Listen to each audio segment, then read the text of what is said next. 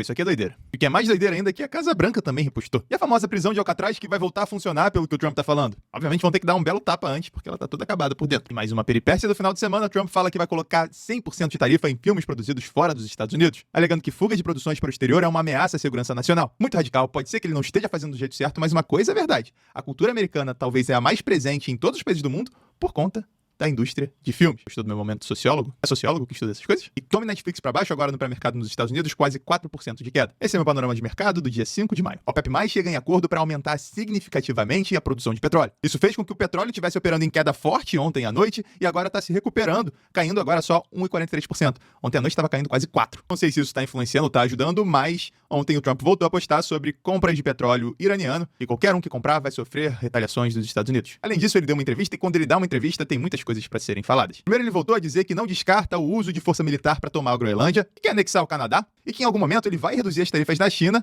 adicionando que a economia da China está colapsando. Só que isso vai ser um pouquinho difícil de checar, porque segundo aqui matéria do Wall Street Journal de ontem à noite, os dados econômicos estão simplesmente desaparecendo na China, surpreendendo um total de 0 pessoas. O título da matéria é um pouquinho sensacionalista. Eles estão falando de alguns dados auxiliares que simplesmente pararam de ser publicados e não agora, mas há muito tempo. Alegando que os economistas têm que acreditar no que o governo posta lá de dados maiores, como o PIB ter ficado em crescimento bem próximo do que eles esperavam, entre outras coisas. Inclusive, hoje tem PMI na China saindo. Além disso, o Trump fala que talvez a gente tenha alguns acordos comerciais saindo essa semana ainda. Tivemos também o bom velhinho de Omaha, Warren Buffett, se aposentando. Se você acompanha qualquer veículo de notícia, você deve ter visto. Ele se aposenta com caixa recorde de 347 bilhões de dólares. Toma aí 347 bilhões, meu amigo. Se vira. Pela primeira vez, a gente teve um drone numa lancha abatendo um caça. O drone era ucraniano, o caça era russo. E mais uma vez, o Zelensky postando aqui, ontem à tarde, que a guerra continua e ele continua buscando o cessar-fogo, mesmo depois do acordo de minerais assinado com os Estados Unidos. Aparentemente, Xi Jinping vai visitar a Rússia entre 7 e 10 de maio. A União Europeia multou o TikTok em 600 bilhões de dólares por vazamento de dados e envio de dados para a China. A matéria do Financial Times traz que os chineses estão lavando alguns produtos por outros países para evitar as tarifas de 145%